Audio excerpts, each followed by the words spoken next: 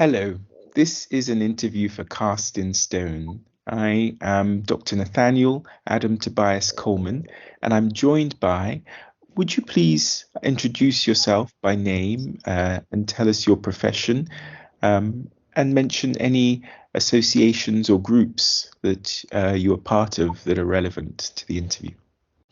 Hi, Nathaniel. I'm Ros Martin. I'm an author, writer, artist, um, cultural archivist, and some people call me an activist, but yeah, what I do, I work in the heritage sector. I'm a member of Society of Authors, the National Association of Writers in Education, and the Museums Association. Um, Yes, I've lived in Bristol for nearly 30 years, originally from London. Um, I suppose kind of arriving in Bristol with a young family, it's not been long since you kind of realise how do you get a sense of the history of the Black people and community in the city. It wasn't very evident to me.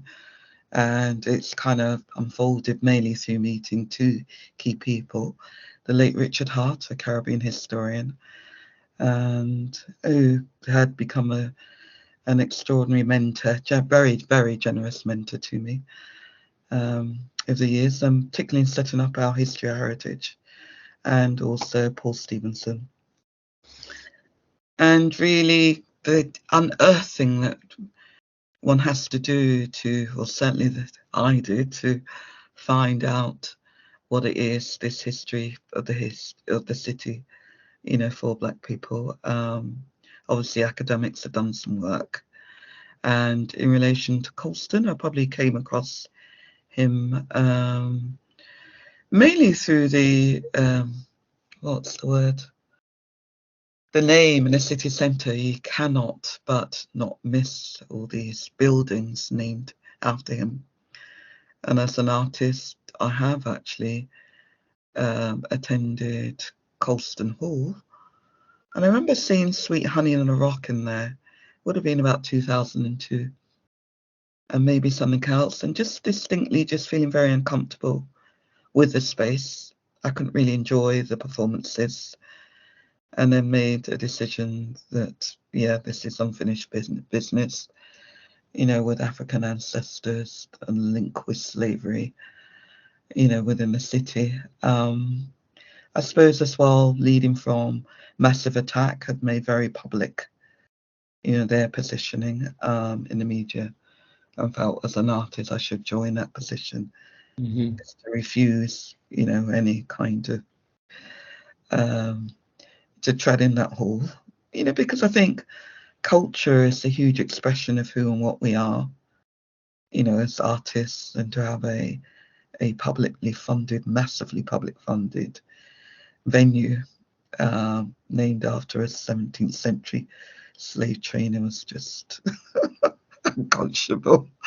It was just, and I suppose it's just evolved from there, and just, kind of wanting to have questions myself answered about our own history, as a woman of African heritage, a woman whose late father's from Nigeria, a mother from the Caribbean, and finding myself representing something of that triangle, that transatlantic.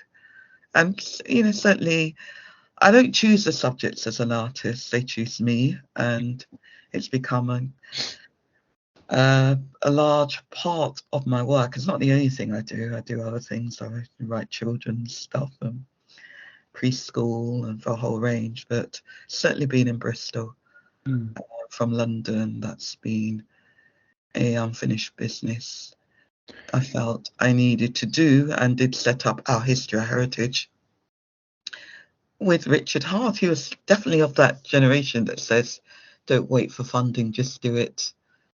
And I had burnt out on my local authority job and was supposed to be resting and repairing, but itching for something to do. I thought, well, this is an opportunity.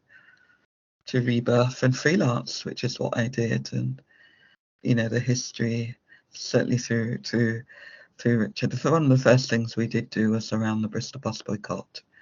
We sent 10 students looking at people who are around, obviously Paul Stevenson, Madge Dresser in her book, elders, you know, to look at then and now, how this history very much informs our present. And I think, you know, doing workshops in schools, it's always been a bit to get students to think more deeply, critically around the world that we're presented, you know, which is what you do with a gift as being an artist. You have that time and energy and creativity to pose questions. When did the work that you did 2002. begin?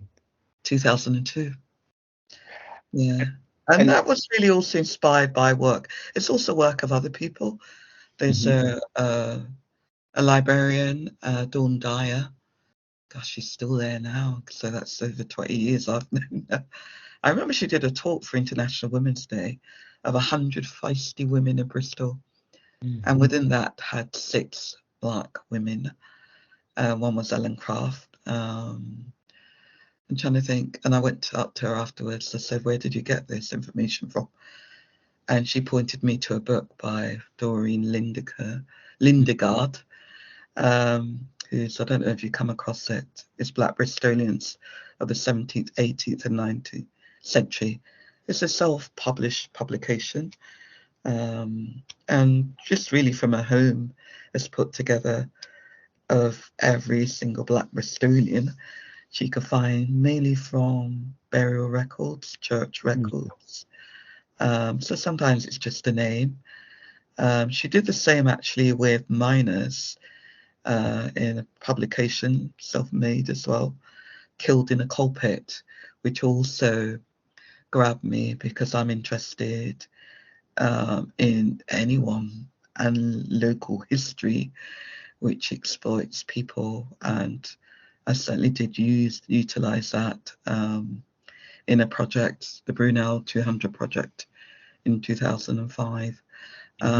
Yeah, because again, you got all families, you know, killed in a coal pit. It was a repeated expression that the minister came up with, and you know, there's 3 volumes. The people just killed before their time. Obviously, I was interested in Black Bristolians and creative performance pieces out of them, which is really, there is a bit on the University Network for a 2013 or 14 international panel that I contributed to as an artist. And it was in a Wills building. And I used the opportunity just to bring the ancestors and spirits of me. And again, with other artists, I mean, I don't often work alone. I work with other people in groups. Trying to think, Bristol Black Writers over the years, Bristol Black Women's Writers Group, Our Stories Make Waves. You know, because there's a lot of us, I think, and necessarily as an artist of African heritage, you know, there is that quest and journey to make sense of place and time and what you find, you know. I kind of found Bristol as a bit of a mausoleum to slavery. I have used that expression in all the monuments, architecture, name placing of roads. And really, my quest is to provide the other narrative, the unheard, of voices of Black lives around in those times.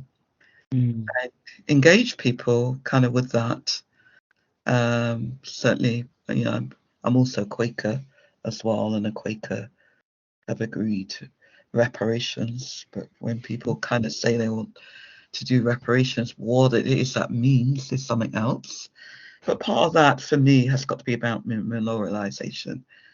And I'm keen out of raising Daughters of Igbo Women, which is a transnational digital project because that is the story. Colonization is about our link.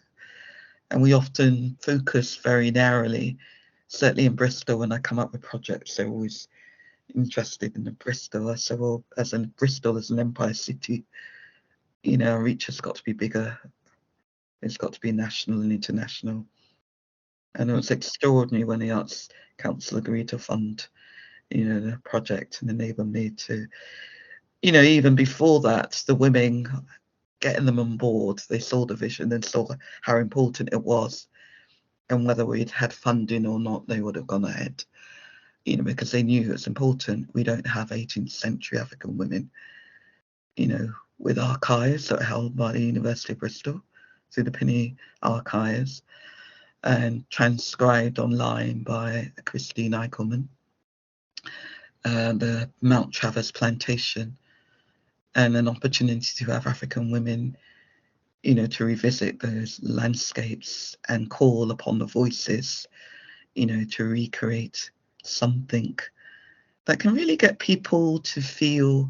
I think often when we talk and deal with transatlantic slavery, that's both an academic level. I've listened to a lot of lectures. It can often be very depersonalized, which is a shame, I feel, because it's about people and about our inhumanity, and how do you bring that in a way which people engage personally, with their own stories and journey, because each enslaved African is a person. And once you kind of honor and see that and give them a voice, people do think a bit differently.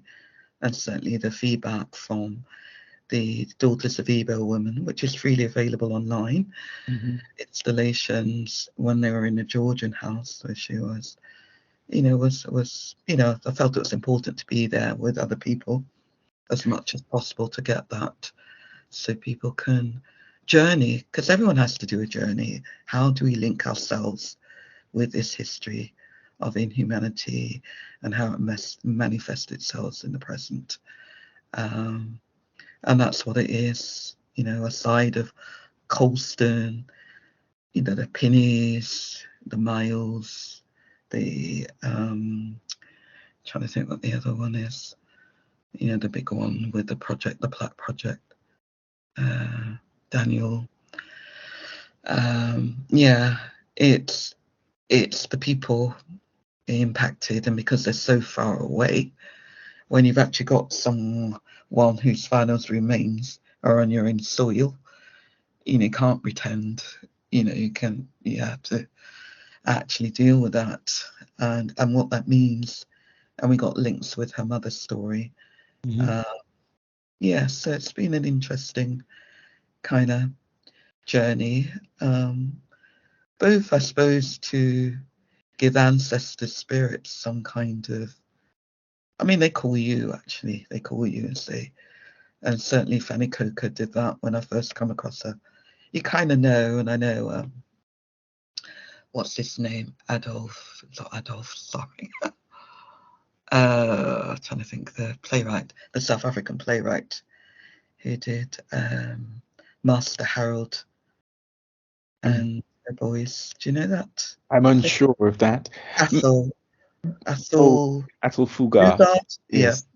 So your work in large part, Ros, has been about responding to this mausoleum of to slavery with the lives, the personhood of African descended people, and especially but not exclusively African descended people who are women. Not just women, men, children, and also keeping that alive. And I think part of the chalking I do on Emancipation Day is important. I go out in the streets and chalk. I've been chalking for about 11 years, maybe even more than that, since about 2007. What does chalking involved, and why did you start chalking?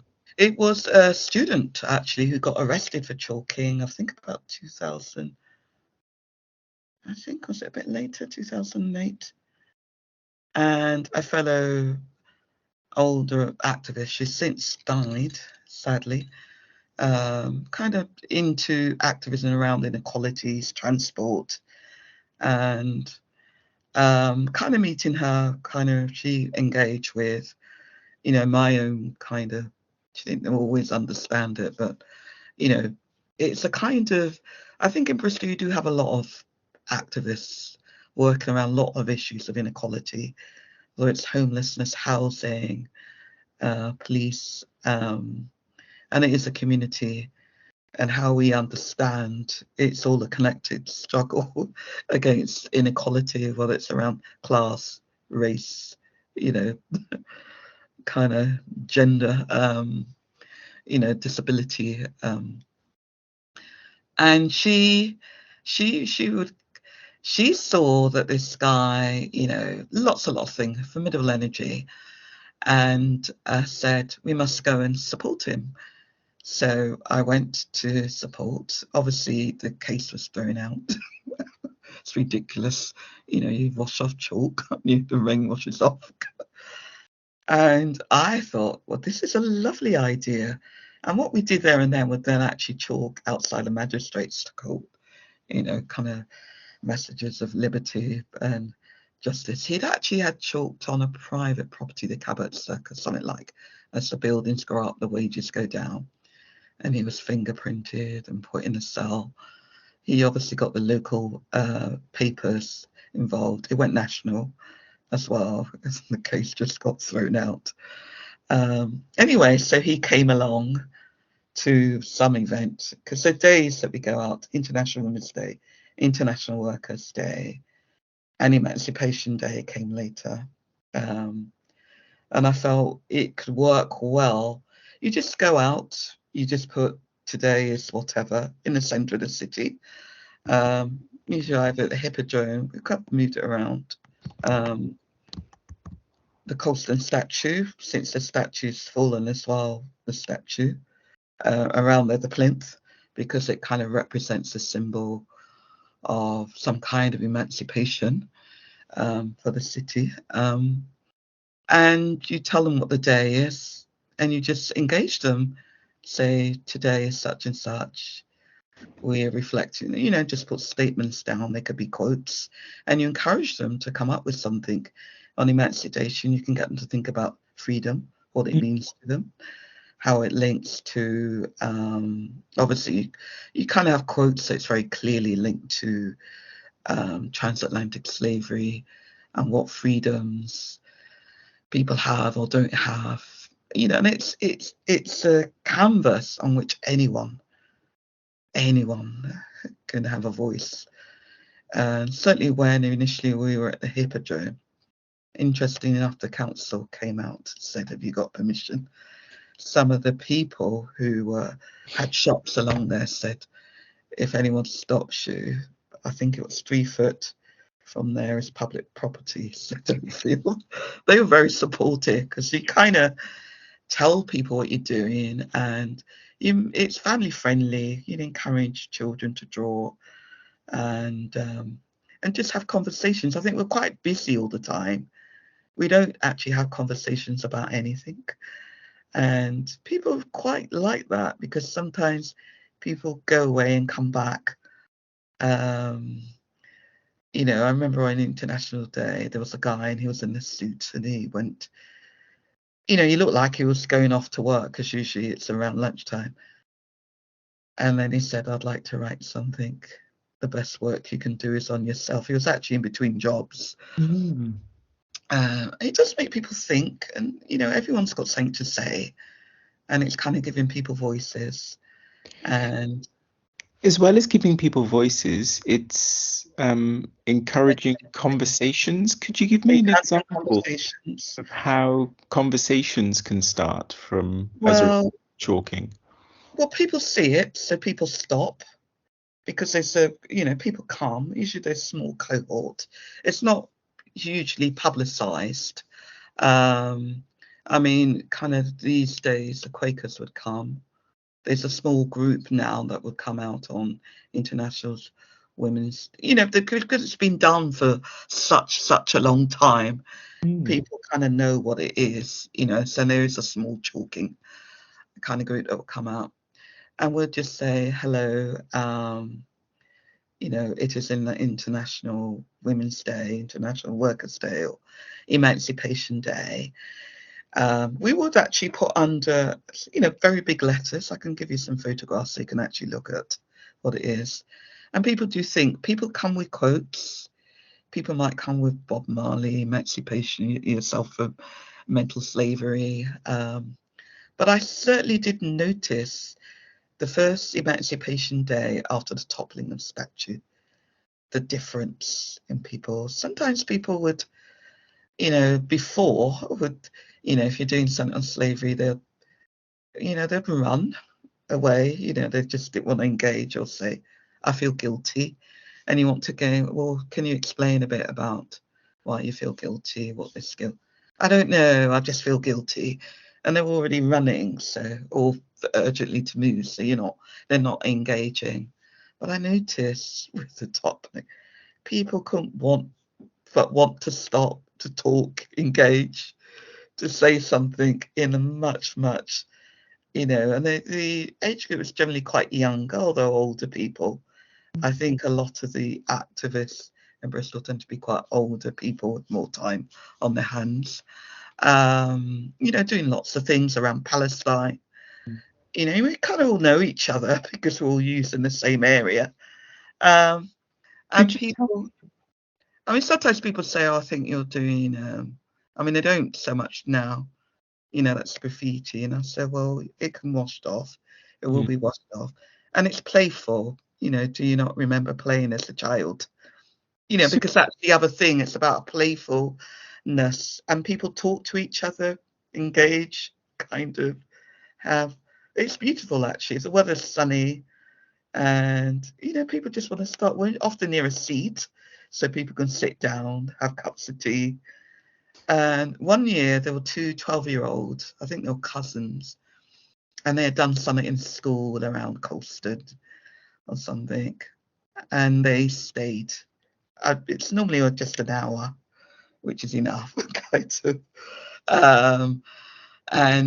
And just to write things, write quotes. They were doing loads of it was amazing. And because they wanted to stay longer, I did stay longer.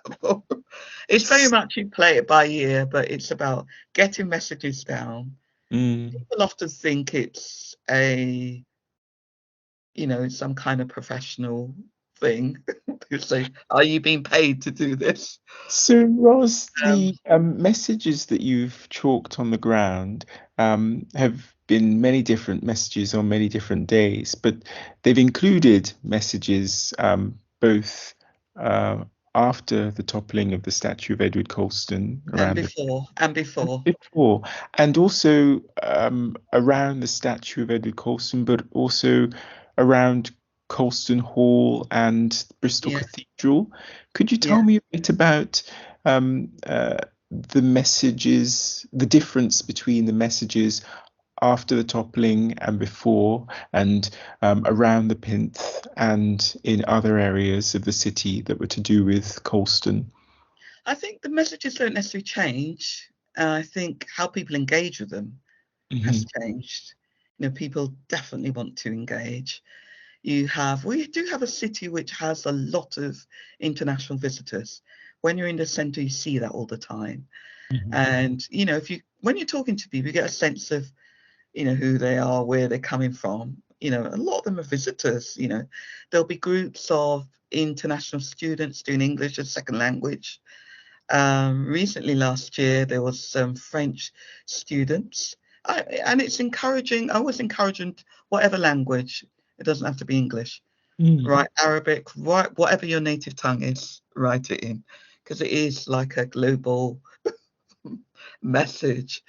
And certainly for like International Workers' Day, they were saying, well, I'm surprised you marked this in Bristol. Chinese or whatever would say like, oh, God. mostly people kind of focus to take photos. They think it's some kind of artist installation. And always having to take photos or incorporate into something. Anyway, there's a group of French students, so probably about 15, 16-year-old, and I invited them to contribute. One lad did a very long piece in French, which I did ask him, but the teacher was really, really, really, really proud. Might actually find it somewhere, actually. But you do See, get a lot of international people, so it's in different languages, and people are happy because if you're visiting, you kind of want some kind of engagement. And sometimes they say, well, what is it you're interested in looking at or finding out about the city? You can give them pointers, things that are free to look at, which are not the general touristy stuff that you kind of get. You kind of get a sense of who and what they are and what they're doing and where they are. Like International Workers' Day, you're obviously engaging with people who ain't got jobs, who are looking for jobs, who are looking for issues around, whatever's going on. There was some woman who was saying, oh, I speak 5 languages and I can't get a job in Bristol. I think she went back to Oxford and got a job very easily there. So now you get a sense you of what. mentioned that the chalking, some of the chalking that you did was around the cathedral, and Yeah. some of the people who've been interested in mobilising in Bristol are people who've mobilised with you. How did Say about your the other chalking, it gauges young people mm, really, really well. They get it. And it's often around the time when they're leaving school, so they just get down on the ground, get their uniforms quite dirty. You don't even actually explain what it is you're doing. They just there. And it works on lots of different levels. how did the chalking or any other aspect of your work lead you to become involved in the group Countering Colston? Well, I was one of the founding members, kind of because, part of the chalking was part of the way we did kind of demonstrate. One of the events I remember in 2007 having a Paul Robeson event, which really, really riled me. So I was outside with someone else, another artist, furiously chalking, kind of. I don't think he would take very kindly this in the Colston and interjecting events there. Sorry, what was the question? How did Countering Colston begin? Country Costa came about 2014. I remember that talk that I did, the international panel in the Wills building, meeting Christine there. She came up to me afterwards. Actually, I'll tell a lie. It came out of another artist. What's her name? Libby Clayton was doing something around St. Paul's and voices and history, a radio takeover. And we'd been invited, I think. Roger was there, Cleo was there. I think because it was kind of a takeover, there was lots of us there. And I just remember, so we must have known each other before then. Gosh, it's terrible memories. Just goes back a long, long time. But I remember Cleo saying all the services. Oh, it was that Tony Gosling who got into the service. You probably read it. It's all been written up anyway. And there was feeling, and we're just about who we link up with. And obviously you're always thinking, oh, that person will be good, because they're, people who kind of very clear what the issues are, unfazed, and will stay the course. It's not a 5 minutes campaign. It's just like, this is what it takes. So we agreed. I think Cleo has said, as an old girl, this is the day they're going to be at the cathedral. Let's go down there. And obviously there was some kind of thing because there was about 20 of us down there. I just thought it was just going to be the radio group, but there was more people. And that was the first. And I think from there, we decided to meet kind of more formally, mainly out of kind of what was going on. Everything, it's organic, isn't it? And you find your kin and it becomes what it is. And then we were just a group of individuals just meeting, and then thought we would become an identity and kind of work, targeting particular things, really. How often did you meet, and how did you organize your work? Or what was your working methodology, and how did you come up with your name? Country Colston. I can't remember, actually. I think it's what Colston actually represents, with the most, I can't try to remember what the words that's on the plinth, but anyway. You just think it's well, I think it represents for each of us what he does. And for me, it was anything that's disingenuous about power and the way it operates, how it operates in society and in the world. These people that exploit people, historically, and they're never really made to account in any way. It's just natural. And it's anything that's disingenuous about power, that doesn't actually represent people. Doling out bits of charitable money does not safeguard your human rights and dignity. You don't have charity when you're your human rights are a right to, to live, to work, all those things we take for granted. And just really, I think I've always been quite concerned about grappled with the inequalities in Bristol. Mm-hmm. Education. I was really quite shocked when I arrived, because I arrived from London. The pauperism of just seeing black people just in any capacity of power, and it's quite a troubling city to arrive in.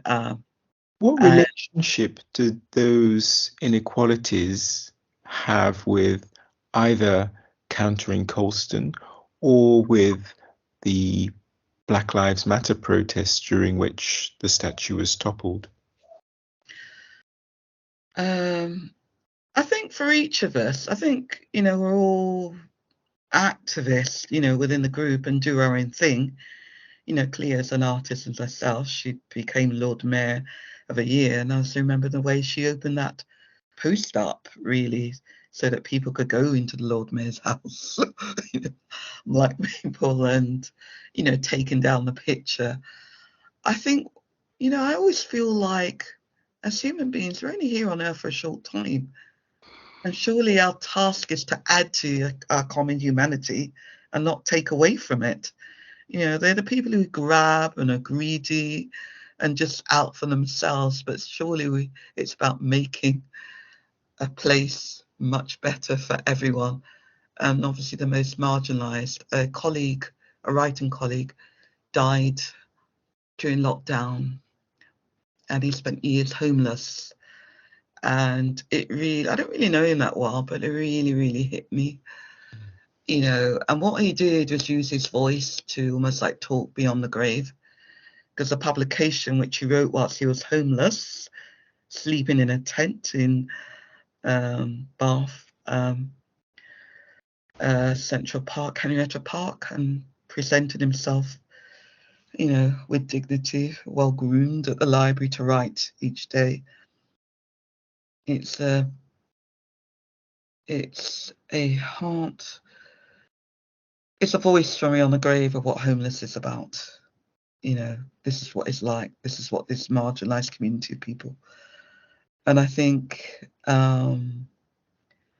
for anyone that opens our eyes to people without voices and the way they live, so that we are the one who's supposed to be, I don't know, working in these sectors. I worked as a social worker for a number of years, and it came to a point when I thought, this is not the job I've been paid and trained to do. telling people, no, you can't do this. And I actually came very naively because I wanted to change the world at a time where it was generic and you kind of could do group work and campaign work.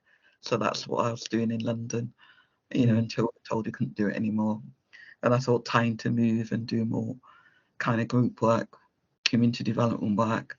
And I think, yes, I don't think it's all of us. It's not just myself. Anyone with a brief. I mean, the police have got a brief, didn't they, to protect, to serve and honour. But they No, don't need that brief. Ros, You haven't pointed out all the contradictions, don't you? That's what drives you.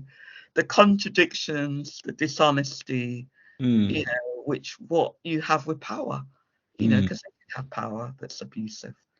I've been on the end of it. And how do you get justice in the midst of an abuse of power? That's what the quest is, really, isn't it? mm. And I think whatever way we can do that. So it's got to be a much wider brief that encapsulates everyone, on whatever scenario we meet, didn't you?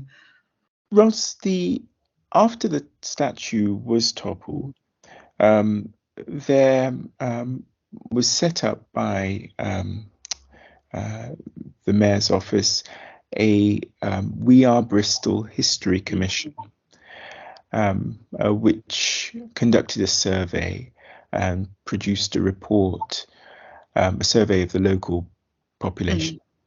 There was also a legacy steering group which held some focus group conversations and produced a report, Project Truth. What involvement have you had in either the We Are Bristol History Commission or the survey and its survey, or the legacy steering group? And None. I think I was invited to one of them. I have been invited to things, but I think I need to focus on my own truths. I see my work primarily as an artist and writer, and that's where I spend my energies in. I haven't got the time to sit around and talk. You actually, and these things have been going for a long time. Where is the evidence of any change? And I've got health issues as well, and how I choose my time, I have to be, very kind of clear, and look after myself and health and feel these are what my gifts are. This is where I need to employ them. And certainly sitting in a lot of groups, just talking is just not me. It's not my style. I think, I've got ideas, so I'm quite happy to share them off to them. But, and I think it's easy, and it's not about me anyway. It's about giving voice to those without voice. It's not about an ego. It's not about puffing out one's chest to have some medals put on it. The sight and the plight of people and inequalities is just too awful. There are people dying, and I think, it's about, people do what they do. If they've got their truths and that's the way they want to go, fine, but you have to look and see, well, who's actually been engaged, who's So been listening. your And work, so I think as well, but for that particular, it was full of academics, which I thought was a bit odd. Because it's got to be rooted in something that, an academia, that's not its strength, really, is it? Being rooted and engaging with, the inequalities on the ground. I've watched the University on Far for many years. It does a lot of research around lots and lots of things, but you don't see the inequality spending, and that's what needs to happen. It needs to be actioned by, projects that really make a difference to those that need it most. One of the things that really bugs me is the logo on the, venture trust schools of our most in some of the most marginalised, disadvantaged areas, why not turn that around into a project that makes them fly? That would be impressive, wouldn't it? And I don't understand why you wouldn't do that and why it's not been done. There's something concrete to make a difference as an education institute, rather than further disadvantage, compounding the disadvantage, because all evidence is that, it's not a good provider for the education of, poor children, disadvantaged children. So, Ros, your work has been in large part about engaging voices that are less well heard, perhaps even deliberately concealed, and listening to those voices. In large part, these voices have been Black voices. And not just Black voices, working class. Working class voices. Yeah. And people often struggle that Black people are working class people. Don't they? They're not separate, are they? When people talk about working class, it's usually white working class. But it is a common struggle, isn't it? It's just we're put disproportionately in all these sections that are disadvantaged. And to what extent have these and disadvantaged Black working class voices were raised during the Black Lives Matter protests, during which the statue was toppled? To what extent do you think, since the toppling of the statue, have these disadvantaged working class and particularly these Black voices been listened to? I don't know. How do you assess that? I think there's been some interesting developments. I'm kind of always on the lookout what is going on. Acorn, Bristol, Cotwatch. The kind of how we do what it is we do. Obviously, Bristol, the radical history, kind of looking again for voices to magnify them in history, because it's also what it is that we need to organise and uplift ourselves, isn't it? People can't do things on their own. That isolation can be very self-defeating. You can internalise. And it's looking at, lots of different ways, linking people up to, there's this that's there, whatever it's effective and works for them. There are lots of public agencies and they're a bit overwhelmed. They can't do what they set out to do. And also people are burnt out, aren't they? There are lots of burnt out professionals in the caring. I always feel if you're burnt out, it's time to go. Because don't hang on for your patient. But that's a choice. People think, well, I've given all this and I'm titled and I'm going to hang on to the parent. But if you're a burnt out teacher in a city disadvantaged school, you're not doing any benefit to them, are you? Come on. Ros Martin, thank you for sharing with us your perspective on the statue of Edward Colston.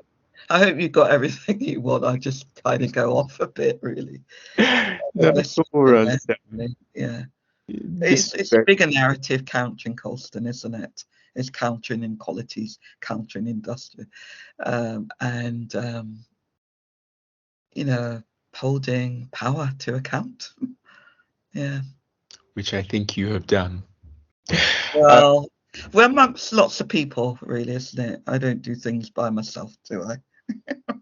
Yeah. I hope that's useful anyway. Okay. Cheers. Marvelous. I'll stop the recording now.